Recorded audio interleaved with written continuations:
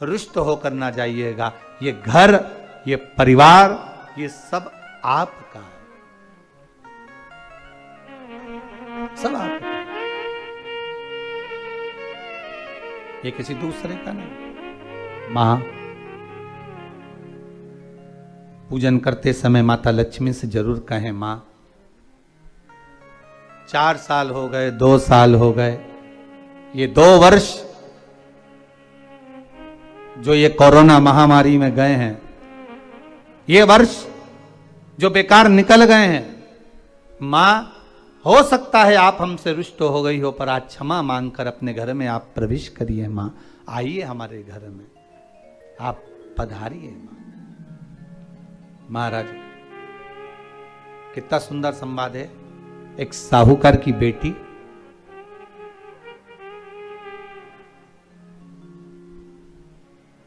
साहूकार की पुत्री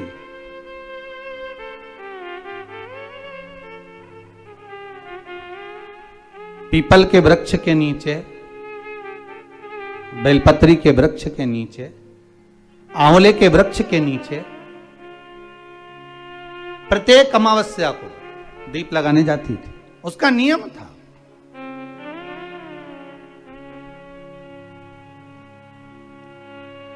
साहूकार की पुत्री प्रत्येक अमावस्या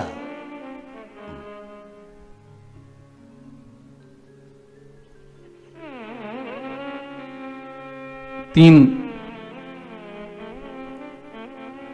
दीप, एक बेलपत्री के नीचे, एक आंवले के नीचे, एक पीपल के नीचे लगाने जाते। महाराज आज नारायण ने कृपा कर दी, और क्या कृपा करी कि आज सरस्वती, पार्वती और लक्ष्मी तीनों इन वृक्षों के नीचे जाकर विराजमान हो गई। पार्वती मैया तो पहले से ही बेलपत्री के नीचे है,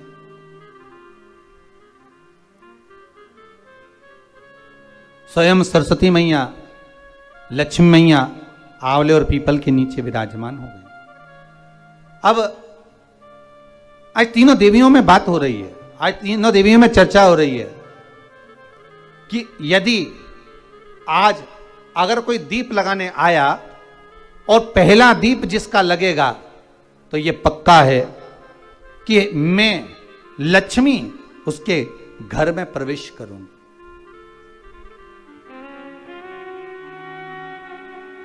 सरस्वती जी बोली, जो पहले बार दीप लगाने के लिए प्रथम में आएगा मैं उससे अपनी सहेली बना लूंगी, उसको अपनी मित्र बना लूंगी।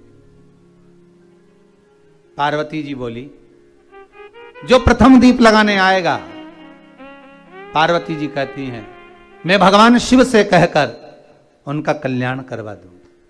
अब ये साहूकार की बेटी, वो साहूकार जो कहने का तो साहूकार था, धन पूर्व में बहुत था, पर अब इसके पास में कुछ भी नहीं बचा था।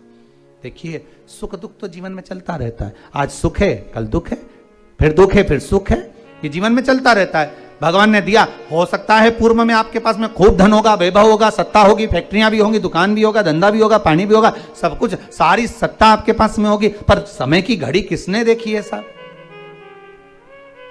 कौन देखा घड़ी को, कौन देखा पल को? इसीलिए कहते हैं ना, बार बार कहते हैं, तेरा पल पल बीता जाए, मुख से जप ले नमः शिवाय, ओम नमः शिवाय, ओम नमः शिवाय। बड़ी मुश्किल से मिलता है। घड़ी पल समय नक्षत्र कब बदल जाए किसको मालूम है? आज साहूकार के जीवन में था साहूकार कहने का, पर धन नहीं था, वैभव नहीं था, सब समाप्त हो गया था, कहीं पैसा चले गया, लग गया। महाराज बेटी ने वही दीप तैयार करे। दीपावली की अमावस्या नहीं थी, पर दूसरी जो अमावस्या थी उस अमावस्या पे उसने दीप लगाया। जैसे ही दीप लगाया, 3 देवियों ने आवाज लगाई, अरे सखी सुनो तो। साहूकार की बेटी बोली, किसकी आवाज आ रही है? अरे सखी सुनो तो। सखी ने कहा क्या बात है। आवाज आई, 3 सुंदर स्त्रियां बड़ी सुंदर युवती बनकर सुंदर आभूषण वस्त्र पहनकर बैठी हुई थी। एक ही जगह पर तीनों बैठी हुई हैं। इसी को त्रिवेणी कहते हैं महाराज। जो त्रिवेणी का जो वृक्ष होता है उसमें 3 त्रिवेणी का जो वृक्ष होता है उसमें दिए लगाने का बड़ा महत्व होता है, तो इसी को त्रिवेणी कहते हैं। तीनों बैठी हुई थी। अब तीनों बैठी, आवाज लगाया, हम आपको सहेली बनाना चाहते हैं, सखी बनाना चाहते हैं, आप हमारी सहेली बनेंगी। अब इस साहूकार की बेटी को लगा ये तो बहुत पैसे वाली दिख रही हैं, धनपति दिख रही हैं, और मैं तो गरीबड़ी, और ना जाने में अगर इनकी सखी बन गई तो फिर इनको क्या मुझे देना पड़ जाए, कोई भरोसा है। इसलिए शास्त्र कहता है कि मित्र भी बनाओ तो सोच समझ कर बनाओ। मित्र भी बनाओ तो सोच समझ कर बनाना। ज्यादा धनपति मित्र बन गया तो मन में आएगा कि जब ये घर आएगा तो इसको घृत का भोजन तो कराना ही पड़ेगा, घी का भोजन तो कराना ही पड़ेगा। इसलिए मित्र भी बने तो ऐसा बने कि जो आपके सम्मुख में हो उसको धन और वैभव से मतलब ना हो, उसको सत्ता से मतलब ना हो, आप उसको केवल आपसे मतलब, आपकी मित्रता से मतलब। साहूकार की बेटी ने कहा मैं आपको कल बताती हूं, मेरे पिताजी से पूछूंगी मैं आपको मित्र बनाऊं कि ना बनाऊं। ठीक है, चलिए घर पहुंची। पिताजी मुझे 3 सखियां मिली हैं, एक सरस्वती है, एक पार्वती है और एक लक्ष्मी है। अच्छा, पीपल, आंवला और बेलपत्र तीनों वहां विराजमान। अच्छा, क्या कह रही हैं? सखी बनाना चाहती है। पिताजी ने कहा बन जाओ सखी, सखी बनने में दिक्कत क्या है, बनो। अब दूसरी अमावस्या पे जब वो गई और जाकर उसने कहा कि मैं आपकी सखी बन सकती हूं, तीनों प्रसन्न हो गई। तो उसमें से एक सखी माता लक्ष्मी ने कहा कि चलो आज तुम हमारे घर चलो, हम तुम्हारा सम्मान करना चाहते हैं। सखी को माता लक्ष्मी अपने घर ले गई।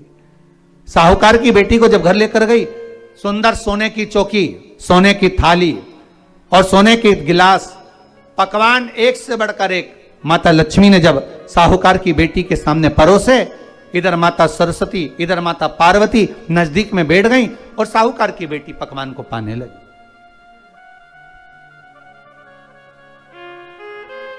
साहूकार की बेटी पकवानों को पा रही है, भोजन ग्रहण कर रही है।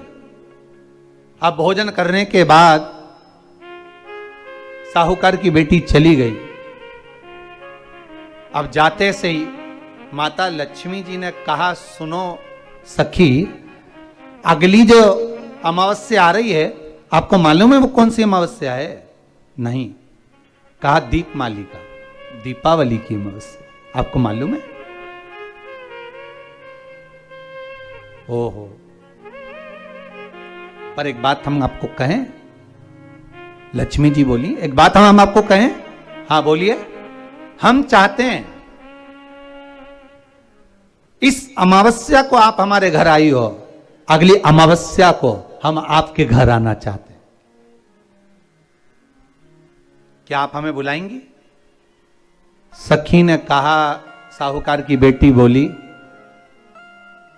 अगर आपका मन है आने का तो आप आओ, मना नहीं है। साहूकार की बेटी हूं मैं। लक्ष्मी जी ने मन में सोचा ठीक है, तैयारी करो। आज साहूकार की बेटी घर पहुंची तो पिताजी ने पूछा बेटी आज बहुत देर हो गई तुझे आने में, कहां रह गई थी तू, कहां रह गई तू? बेटी कहती है 3 सखियों के घर गई थी, आने में देरी हो गई, पर मेरी सहेली माता लक्ष्मी जी कह रही हैं कि अमावस्या के दिन मैं तुम्हारे घर में आऊंगी। तो पिताजी ने कहा उसमें क्या दिक्कत है, तैयारी करो। तो पिताजी घर में अपने खाने के लिए तो कुछ नहीं, तो माता लक्ष्मी को क्या खिलाएंगे? कई लोग कहते हैं कि दीपावली पे ना तो हमारे यहाँ घी है, ना हमारे यहाँ तेल है, ना हमारे यहाँ कपास है, ना हमारे यहाँ पर मिठाई बन रही है, ना हमारे यहाँ अच्छे वस्त्र हैं, हम क्या पहने माता लक्ष्मी को रिझाने के लिए? परशु महापुराण की कथा कहती है, अगर आपका भरोसा, आपका विश्वास, आपकी दृढ़ता परमात्मा के चरणों में लगी है तो परमात्मा लक्ष्मी पूजन की व्यवस्था भी वही कर देगा कि लक्ष्मी जी का सम्मान कैसे करना, आदर कैसे करना है। घर में बच्चों का विवाह होता है, टेंशन आपको होता है, परमात्मा पर छोड़ दो, भगवान विवाह कराने वाला होगा, भगवान पाणिग्रहण संस्कार कराएगा, भगवान व्यवस्था करेगा, क्योंकि जन्म उसी ने दिया है तो मृत्यु भी वही देता है, जन्म उसी ने दिया है तो पाणिग्रहण संस्कार भी वही करा देता है। क्यों सोचा? साहूकार ने कहा, बेटी तो इतनी जल्दी हिम्मत हार गई कि तेरे घर में कुछ नहीं है? गाय का गोबर ला, लीपन कर, घर को पोंछ, कचरा उठाकर बाहर फेंकिया। पिताजी घर में तो कचरा भी नहीं है कि जिसका प्रयोग करा जाए। कचरा उठाकर बाहर फेंकिया। चौक पिताजी चौक पूरने के लिए तो मेरे पास में कुछ है ही नहीं, जो दीवार पर पोत रही है वही मिट्टी को पोत दे, चौक पूर दे। उनके घर गई थी, सोने की चौकी पर सुंदर आनंदमय भाव से बिठाया है मुझे, सुंदर सोने की थाली में भोजन कराया है मुझे, अब मैं क्या दूं? पिताजी कहते हैं, अगर लक्ष्मी आपकी सहेली अगर आ रही है, बड़ी धनपति है, तो व्यवस्था भी वही करेगी। अब लक्ष्मी तो जाने की तैयारी में, सरस्वती उनके साथ जाने की तैयारी में, पर माता पार्वती नहीं गई। माता पार्वती ने कहा, आज मैं नहीं जाऊंगी।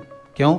आज मुझे अमावस्या का दिन है ना, इसलिए बेलपत्री के पेड़ के नीचे मुझे रहना पड़ेगा। तो माता पार्वती बेलपत्र के पेड़ के नीचे रुक गई।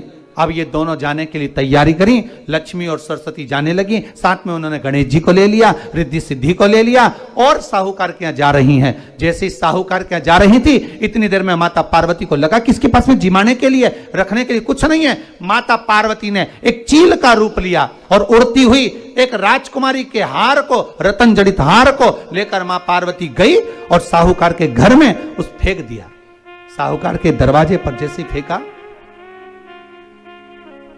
बेटी ने झाड़ू लगाते समय देखा कि कचरा, ये हार कहां से आ गया? पिताजी को दिखाया, अल्लाह मैं जाऊं, और साहूकार लेकर गया हार को।